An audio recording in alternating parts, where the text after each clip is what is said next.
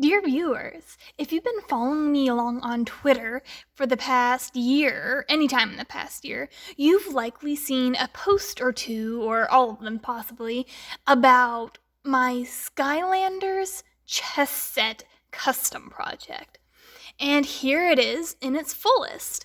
I have created a chess set using 32 individual Skylander pieces, each with a distinct place in the chess lineup from queen to pawn.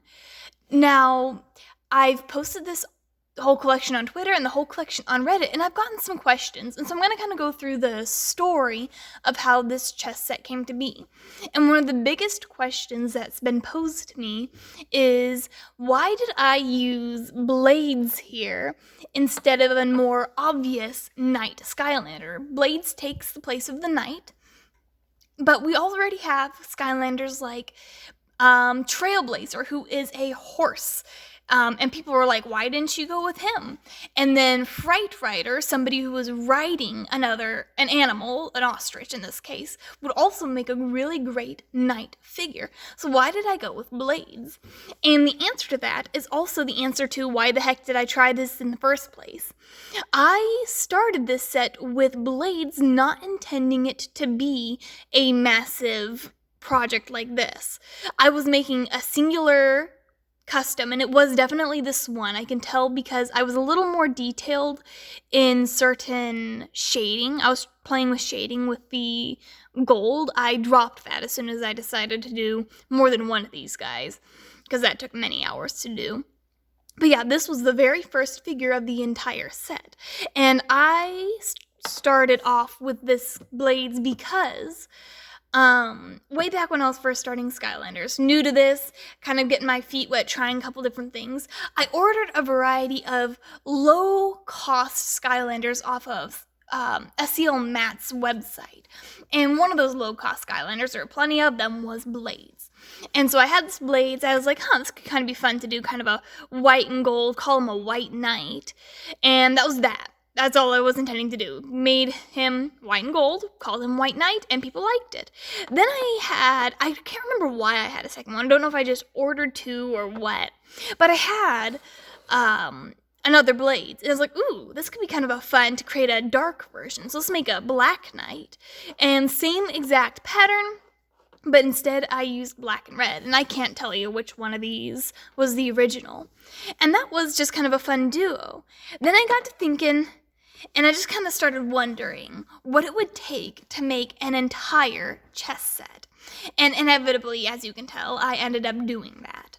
Now, here's the thing when going into this with the mindset of an entire chess set. So clearly the knight position was taken. That was going to be blades, and I was going to stick with that. From there, I was looking for a few different factors in which figures I chose. So clearly, one of the more obvious ones was the Golden Queen in place of the Chess Queen. That was a very easy, obvious way to go. And somebody on Reddit asked me, well, why didn't you use King Pen? He's also got the word king in his name, and it's so obvious. He comes right with the Golden Queen. My answer to that is, I originally was going to. I even had the king pens ordered with these queens. But as I started playing around with the idea, I wanted to incorporate two more factors into my design of these. One of those factors is that I wanted Skylanders of as many different games and types as I could. The only game not really represented in any way here is Swap Force. I don't have any swappers or any characters originally from Swap Force. But Crypt King acts as my trap master. Blades is also a trap team core, kind of representing core Skylanders overall though. Wrecking Ball is our Spyro's Adventure. Ice Small here as the pawn, with both being the most obvious pawn-looking little guy I could find. It couldn't have been more perfect. He both represents giants and the minis. And then Stormblade here for superchargers and being a supercharger. I guess superchargers just have the superchargers. But you can see how I've got a wide spread of characters from across the games. That was one goal I had, and that's part of why I went for Crypt King, I also kind of realized that visually he really fit the part of that. The second reason I picked the characters that I did, and this also really goes for Stormblade and Wrecking Ball, is the height that they present. So in the chess lineup, you've got the Queen and King are your tallest. Oftentimes I think the Queen is taller than the King, but about the same. I'm going to push these guys back here because they come in too close to the camera. But then you've got the Bishop. The Bishop is tall, and Stormblade really fit that tall look without being out of place. And then her angled pose, very angled pose, kind of fit the directory of the Bishop. The Bishop always goes diagonally. He crosses always on always on black or always on white, going across. And then Wrecking Ball fit nicely because he fit under the height of Blades the Knight. Here, pull her back out so you can see the height slant there. So it goes down, same way you do in a actual chess set. And then Wrecking Ball with his rolling ability kind of just fit. I just liked it. He was a nice cheap figure. And that was one last factor that kind of mattered. Because there are 32 of these figures, that is a lot of Skylanders when you do the math. I had to go for overall cheaper figures. I couldn't just pick whatever figure I wanted and run with it, otherwise I'd go broke way too fast. Crypt King was definitely the most expensive, but because there were only 2 of them as opposed to 4 or 16, I decided to go ahead and go with it. His aesthetic just really fit that kingly with him holding down the sword. I'm really glad I went with him and not Kingpin. Kingpin, with both being much shorter than Queen and as wide as he was, wouldn't have fit in the lineup very well. And then the pawns. The pawns were at least $5. I'm pretty sure I paid more than that for some of them because I scrounged a bunch of them off of eBay. Unfortunately, Matt did not have 16 Ice Smalls all at once. Go figure. But yeah, so that's why I picked the figures I picked. Nobody's questioned the Ice Smalls, so I don't think I have to explain that any further than I have. And so there is the story of how this set came to be. Now, I have put this set for sale, so along with the explanation of how this came to be, I'm going to quickly show how the custom work itself holds up and what I did there, and then I'll go over what the price is for this as an entire set. So, simply put, all of these guys have a pretty straightforward formula. 2 colors, 2 primary colors with a sparkly glaze over top. The blades was nice and easy because all of his silver was already done. I kept the silver theme in all of these guys, so every figure will have some silver. But if you didn't know, silver is a notoriously stubborn paint. So is gold, for that matter. And so there'll be a couple places where it's not perfectly even. This guy's pretty good because he has the original. But if you see right there, kind of in the crook of his nose, you'll see a touch of the blue. That kind of stuff is from back when these were originally printed. They sprayed on their extra colors. So typically a figure is a solid color, or a piece of a figure is a solid color, and they spray on the accessory colors from there.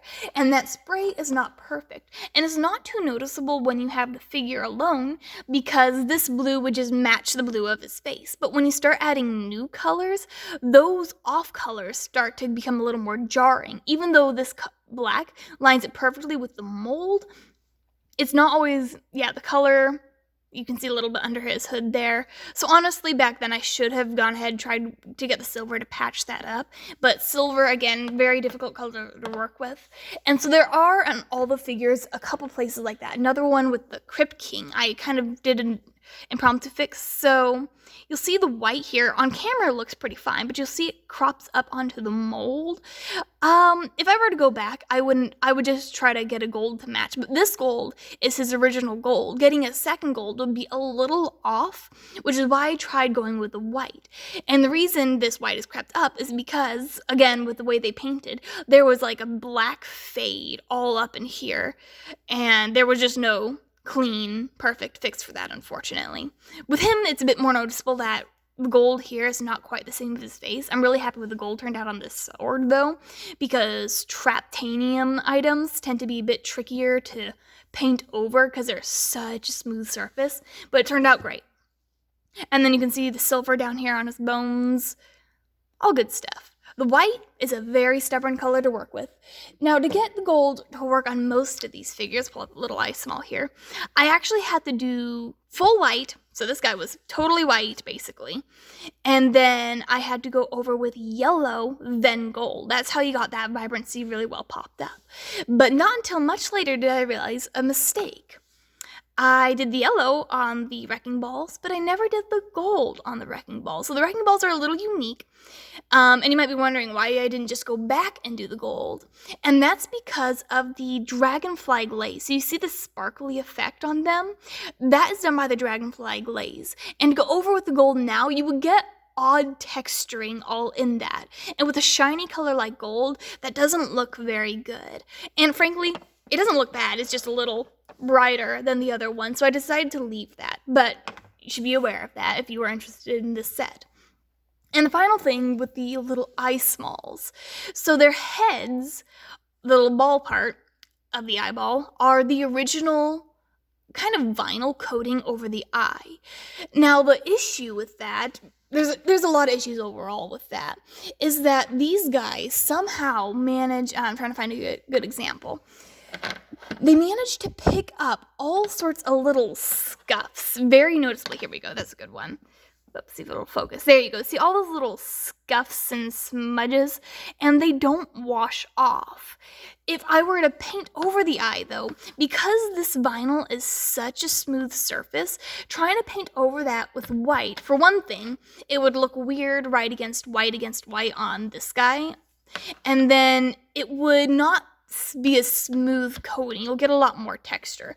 With the unfinished custom over here, you can see how one layer will make a lot of texturing, so you have to do multiple layers anyway. But with a smooth surface like this, it would be a lot of work to make that look good. And again, with white against white, it just wouldn't be very pretty. So I left that. A couple of them I touched up, but because this is like a very pale gray rather than a true white, I didn't go overboard. A couple like soft cover-ups, but you will find a couple smudges on these guys. But if you have them on display, it's not a big deal. You won't notice it too bad unless you've got them up close and personal. So, I do have a chessboard I'm working on for these guys. I don't know if I'll bring it to fruition, but it is in progress. I'll make a post on Twitter if that is the case. Now comes the question of pricing. If you are legitimately interested in purchasing this set, I am not looking to hold on to this entire set. It'll either get sent to someone as an entire 32-piece set, or I will have to break it up into individual, probably couplets, do a couple pawns and stuff like that at a time. That would be unfortunate. I would frankly make more money that way, but I want this to be a set. It is a set meant to stay together. Now, adding up the original costs of these figures, plus about $5 per custom, and then a little other factors, I came to the number of $350.